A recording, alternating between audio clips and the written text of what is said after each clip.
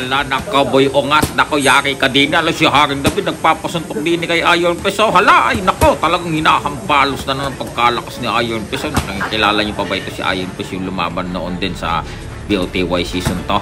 Hala, ayun oh, hala. Ay talagang nagpapasuntok si Haring David. Nako, nako, ikaw, boy ongas, nako po.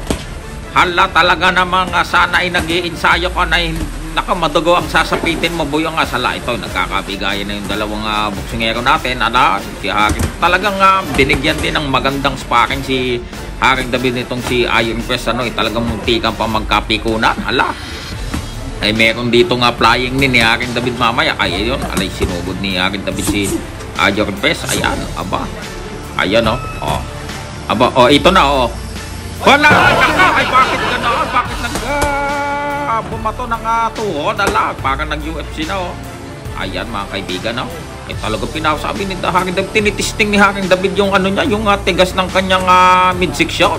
Ala, nako, boy ongas, patay kayo ngayon. Ala, nako, kung ako atras na ako, boy ongas, nako.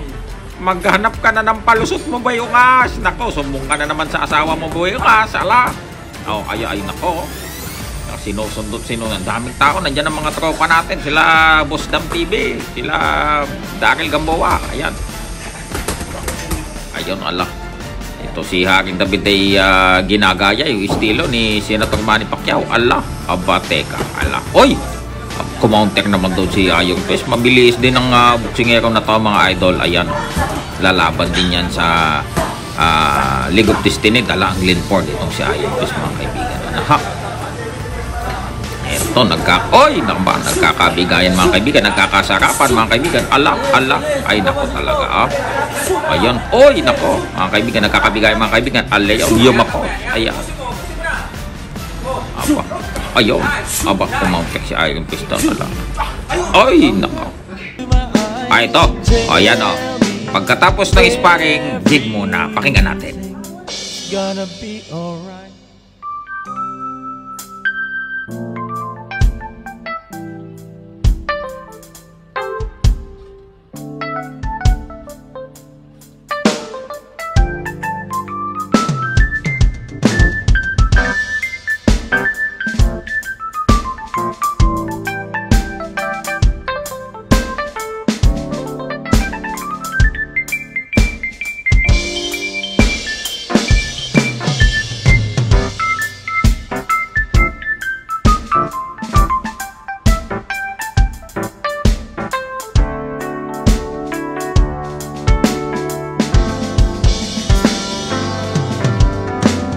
Even though we